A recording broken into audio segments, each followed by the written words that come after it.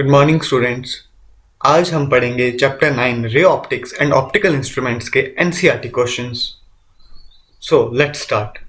First question, a small candle 2.5 centimeter in size is placed at 27 centimeter in front of concave mirror of radius of curvature 36 centimeter.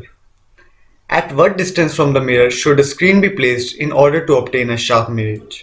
Describe the nature and the size of the image. If the candle is moved closer to the mirror, how would the screen have to be moved? तो सबसे पहले ये जो question है वो reflection concept से है। तो रिफ्लेक्शन कंसेप्ट जो है वो हमारे सिलेबस से रिमूव हो चुका है, पर फिर भी ये क्वेश्चन 10th बेसिस पे भी हमें बहुत बार आ चुका है, तो ये हमें आना चाहिए। इस क्वेश्चन में हमें बोला है कि एक कैंडल दी है जिसकी हाइट 2.5 सेंटीमीटर, तो जो हाइट है वो हमारे 2.5 सेंटीमीटर दी हुई है, is placed at 27 centimetre in front of a concave mirror. तो 27 सेंटीमीटर जो है उसका डिस्टेंस है फ्रॉम द मिरर, और यहां मिरर कौन सा है? Concave mirror. कनकेव मिरर ये वाला। तो यहां जो 27 सेंटीमीटर है ये distance of the object from the mirror, यानी यू हम कह सकते हैं, वो दिया हुआ है। अब हमें इसका मिरर का रेडियस ऑफ कर्वेचर भी गिवन है, वो है 36 सेंटीमीटर। मतलब कि जो इस मिरर का रेडियस ऑफ कर्वेचर है, जो सी है, वो 36 सेंटीमीटर की दूरी पे है। हमें बोला है कि किस डिस्टेंस पे जो मिरर की मतलब जो ऑब्जेक्ट है उसकी इमेज फॉर्म्ड होगी, और हमें जहां उस ऑब्जेक्ट की इमेज फॉर्म्ड होगी वहां एक मिरर प्लेस करना है। तो हमें बस ये बोला हुआ है कि हमें वो डिस्टेंस निकालना है जहां इस ऑब्जेक्ट की इमेज फॉर्म होगी। और इसके अगले पार्ट में हमें पूछा हुआ है कि अगर कैंडल को हम मिरर के क्लोज लेके जाएं तो जो इमेज फॉर्म होगी उसके डिस्टेंस पे कोई इफेक्ट पड़ेगा या नहीं पड़ेगा। तो इसके आंसर में आप देख सकते हैं, साइज ऑफ द कैंडल हमें गिवन है h = 2.5 सेंटीमीटर। इमेज का साइज इन्होंने लिखा है h'। इमेज का साइज हमें मालूम नहीं है, इसलिए इन्होंने h' करके लिखा है। ऑब्जेक्ट का डिस्टेंस जैसे मैंने आपको बताया था 27 सेंटीमीटर, पर यहाँ -27 centimetre because sign conventions are used, क्योंकि ये आ गया मिरर, यहाँ इस डायरेक्शन में इंसिडेंट लाइट्स हैं और जो डिस्टेंस है वो इस डायरेक्शन में है, जिसकी वजह से साइन जो होगा नेगेटिव। ये सारी बातें हमने 10th क्लास में बहुत अच्छे से पढ़ चुकी हैं, और बल्कि इस चैप्टर की भी इंट्रोडक्शन में हमें ये सारी साइन कन्वेंशंस वगैरह गिवन है, तो आपको ये पता होना चाहिए। रे ऑप्टिक्स पढ़ने से पहले हमें ये सारी साइन कन्वेंशंस आनी चाहिए। रेडियस ऑफ कर्वेचर भी हमें -36 सेंटीमीटर दिया हुआ है। अब यहाँ रेडियस ऑफ कर्वेचर दिया हुआ है तो फोकल लेंथ का फॉर्मूला हमें पता है, radius of curvature divided by 2, 18 centimeter आ गया। अब यहां से हम मिरर फॉर्मूला लगाएंगे। मिरर फॉर्मूला कहता है 1/u + 1/b = 1/f। अब यहां से हम v यानी the distance of the image from the mirror की वैल्यू कैलकुलेट कर सकते हैं। कैलकुलेशन पार्ट में यह बिल्कुल नहीं बताने वाला, क्योंकि अब +2 में कैलकुलेशन आपको खुद करनी चाहिए, और हम सिर्फ फॉर्मूला, क्वेश्चन का मतलब और जो रिजल्ट है वो डिस्कस करेंगे। तो जो v की वैल्यू आई वो -54 सेंटीमीटर आई। यहाँ आपको क्वेश्चन में ही पता चल जाता है कि जो ऑब्जेक्ट है वो 27 सेंटीमीटर है, 27 सेंटीमीटर के डिस्टेंस पे है, और जो फोकल ऑफ द मिरर है वो 18 सेंटीमीटर के डिस्टेंस पे है, और जो रेडियस ऑफ कर्वेचर है वो 36, ये C और ये F। तो जो ऑब्जेक्ट है वो यहाँ कहीं होगा आसपास। तो हमें ये भी पता है कि जब भी ऑब्जेक्ट जो होगा है फोकस और सेंटर ऑफ कर्वेचर के बीच में होता है, तो जो उसकी इमेज है वो बियॉन्ड C इन्वर्टेड फॉर्म होती है, और वो भी रियल। तो यहाँ से हमें एक चीज़ तो पता चल गई थी कि जो इमेज फॉर्म होगी वो रियल होगी और इन्वर्टेड होगी। अब -54 सेंटीमीटर जो होगा वो C से पता ही है कि वो C से पीछे ही होगा, तभी वो ज़्यादा है 54 सेंटीमीटर 36 से। अब हमें इन्होंने यहाँ भी ये भी पूछा था the nature and the size of the image. Nature तो हम ऐसे बता सकते हैं कि रियल एंड इन्वर्टेड है। साइज के लिए हम फॉर्मूला लगाएंगे मैग्निफिकेशन का। Magnification = the size of the image divided by size of the object, या फिर v/u। तो यहाँ से h' की वैल्यू हम निकाल सकते हैं। v और u और h की वैल्यू जो हमने ऊपर सभी निकालनी है उसको सब्सटीट्यूट करके, जो आई 5 सेंटीमीटर। अब इस 5 सेंटीमीटर वैल्यू आई है, तो यहाँ से हमें हाइट ऑफ कैंडल आ गई।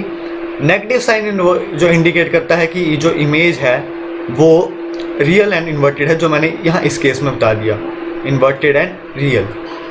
और फिर इन्होंने लास्ट क्वेश्चन का ये रिस्पॉन्स दिया कि जैसे जैसे हम कैंडल को मिरर के क्लोज लेते जाएंगे, मतलब जैसे जैसे वो और क्लोज आती जाएगी, मतलब एफ की तरफ आती जाएगी, तो जो स्क्रीन यानी जो इमेज फॉर्म्ड है वो मिरर से और भी दूर जाती जाएगी, क्योंकि हमने पढ़ा है जैसे इमेज एफ के पास पहुंच जाएगी तो जो इमेज है वो बिल्कुल इन्फिनिटी के आसपास फॉर्म होती है। तो इसी से हम ये फर्स्ट क्वेश्चन हो गया। अब बात आती है सेकंड क्वेश्चन की। सेकंड क्वेश्चन भी फर्स्ट क्वेश्चन की तरह ही है, बस यहाँ मिरर में चेंज आया है। फिर से अ 4.5 centimetre needle is placed 12 centimetre away from a convex mirror of focal length 15 centimetre. Give the location of the image and magnification. Describe what happens as the needle is moved farther from the mirror. तो पिछले question और इस question में ये change है, यहाँ एक convex mirror use है और यहाँ पूछा है when the needle is moved farther। तो पिछले क्वेश्चन में क्लोजर था और इस क्वेश्चन में फार्दर है। तो कन्वेक्स मिरर ऐसे है, ये वाला, ये तो पता ही है। तो इस क्वेश्चन में भी हम पहले ये देख सकते हैं कि जैसे ये मिरर है, ये आगे प्रिंसिपल एक्सिस, फोकल लेंथ दे दी है आपको 15 सेंटीमीटर। अब यहाँ बोला है कि जो ऑब्जेक्ट है वो 12 centimetre from a convex mirror है। तो कॉन्वेक्स मिरर में तो सबसे पहले जो इमेज फॉर्म्ड होगी वो वर्चुअल होगी और इरेक्ट होगी। सबसे पहले तो ये पता कर लेंगे हम। अब जो ऑब्जेक्ट है वो 12 सेंटीमीटर अवे है सिर्फ, और फोकल लेंथ है 15 सेंटीमीटर, मतलब जो ऑब्जेक्ट है वो यहाँ कहीं होगा। और हमें भी ये भी पता है कॉन्वेक्स मिरर के केस में जब भी ऑब्जेक्ट जो है फोकस और पोल के बीच, ये जो है इसके बीच आएगा, तो जो इमेज फॉर्म्ड होगी वो बिहाइंड द मिरर होगी और इरेक्ट होगी और स्मॉल होगी, मतलब वो इमेज यहाँ कहीं फॉर्म होगी, स्मॉल भी होगी यार, ये erect and virtual.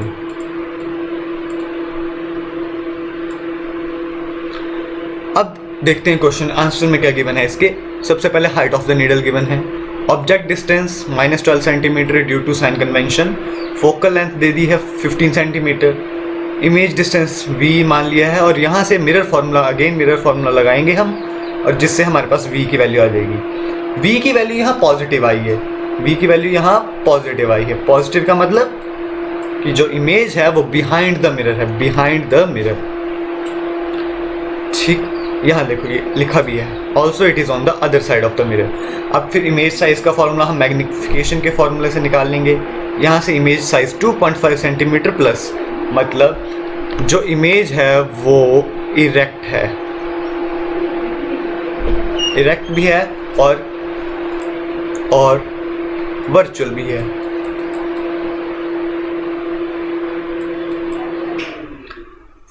Magnification of the image भी निकाल ली है इसी के साथ उन्होंने। अब हाँ, मैग्निफिकेशन इन्होंने इसलिए निकाल ली ताकि ये हम बता सकें कि जो नेचर है वो कैसा होगा। अब मैग्निफिकेशन 0.5 यानी 1 से नीचे है, तो जो मतलब इसका यही हुआ कि जो उसकी जो इमेज है वो डिमिनिस्ड फॉर्म होगी। पॉजिटिव साइन इमेज करता है इमेज इरेक्ट, जो मैं पहले बता चुका हूँ। और जो सेकंड पार्ट में पूछा था कि अगर नीडल को फार्दर मूव करेंगे मिरर से, मतलब मिरर से और दूर लेके जाएंगे तो क्या होगा, तो जो इमेज है वो भी उसके मिरर के अवे फॉर्म होगी, मतलब अवे फॉर्म होगी, और जो साइज ऑफ द इमेज है, जो इमेज का साइज है वो धीरे धीरे और डिक्रीज होता जाएगा, मतलब जो उसकी मैग्निफिकेशन है वो और कम होती जाएगी। जैसे यहाँ 0.56 है तो वो 0.25, 0.1, 0.00, फिर ऐसे ऐसे करके बहुत कम हो जाएगी। तो ये था हमारा section. So here the next question, a tank is filled with water to height of 12.5 centimetre. तो हमें बोला है यहाँ एक टैंक है, वाटर से फिल्ड है सारा का सारा, और इसकी हाइट की है, ये जो हाइट है वो गिवन है 12.5 centimetre. The apparent depth of a needle lying at the bottom of a tank is measured by microscope to be 9.4 centimetre.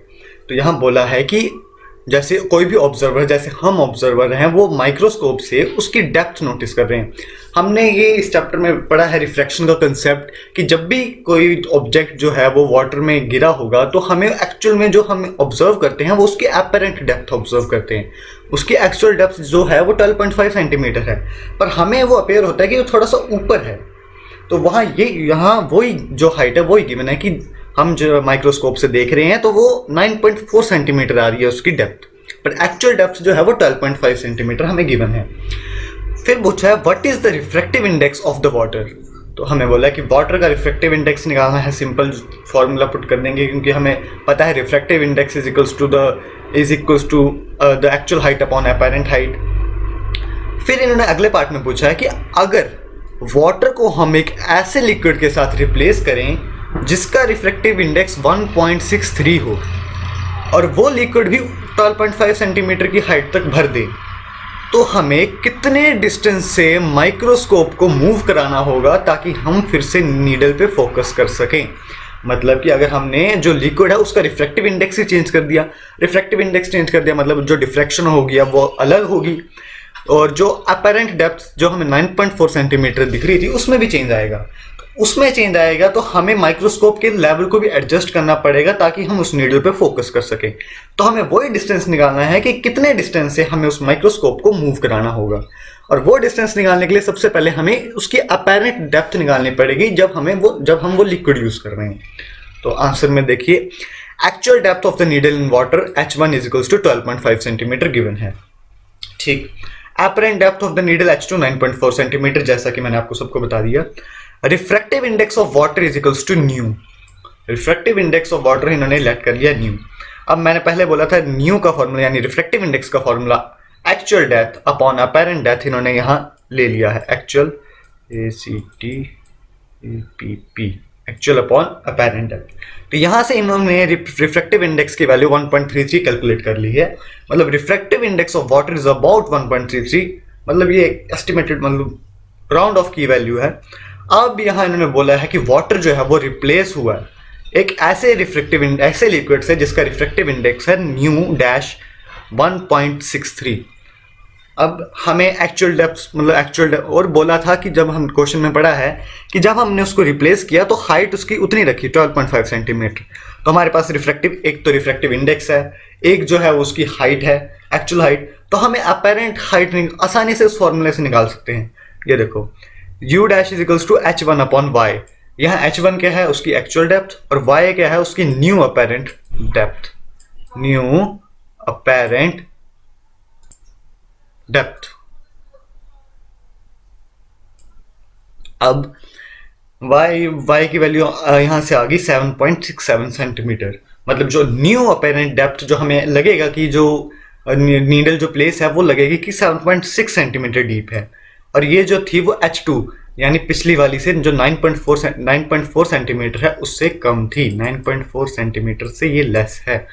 मतलब जो therefore to focus the needle again, मतलब जो माइक्रोस्कोप है उसको फोकस करने के लिए नीडल को और मतलब थोड़ा सा ऊपर ले जाना पड़ेगा, क्योंकि जो हाइट मतलब जो नीडल थी जो हमें लग रहा है कि अपैरेंट डेप्थ उसकी जो पहले 9.4 थी अब वो 7.67 मतलब थोड़ी सी ऊपर आई है। तो हमें माइक्रोस्कोप को भी थोड़ा सा ऊपर, कितना ऊपर 9.4 माइनस 7.67 मतलब 1.73 सेंटीमीटर ऊपर करना होगा। यही है इस क्वेश्चन का आंसर। एक ये आंसर था और एक ये रिफ्रैक्टिव इंडेक्स ऑफ वाटर ये आंसर था। चलिए अगला क्वेश्चन है figures A and B show refraction of a रे in air incident at with 60 degree with the normal to a glass air and water air interface respectively। मतलब figures हमें दिए हैं जहां रिफ्रैक्शन ऑफ अ रे in air incident with 60 degree. मतलब जैसे ये आपके पास आ गया एक फिगर, ये दूसरा फिगर, ग्लास एयर इंटरफेस और वाटर एयर इंटरफेस। मतलब जैसे ये आ गई ग्लास, ये आ गया एयर, ये आ गया वाटर और ये आ गया एयर। इसका जो predict the angle of refraction in glass when the angle of incident in water is 45 degree with the normal to a water glass interface. इसका आपको डायग्राम यहाँ आपको अच्छे से पता चलेगा। ये देखो, तो इन्होंने पहले बोला है कि एक रे है एयर टू ग्लास इंटरफेस में जा रही है, मतलब एयर से ग्लास में जा रही है और उसका एंगल है 60 डिग्री। उसका एंगल है 60 डिग्री, ये एंगल ऑफ इंसिडेंट। फिर उन्होंने बोला वही एयर मतलब वैसे ही एयर और वाटर के इंटरफेस के थ्रू मतलब एयर से वाटर में जा रही है तो ये एंगल फॉर्म हो रही है। अब उन्होंने बोला कि वाटर और ग्लास इंटरफेस, मतलब पहले था ग्लास और एयर इंटरफेस, फिर था एयर वाटर इंटरफेस, अब है ग्लास और वाटर इंटरफेस। मतलब वैसे हमारे पास दिया है ग्लास वाटर इंटरफेस।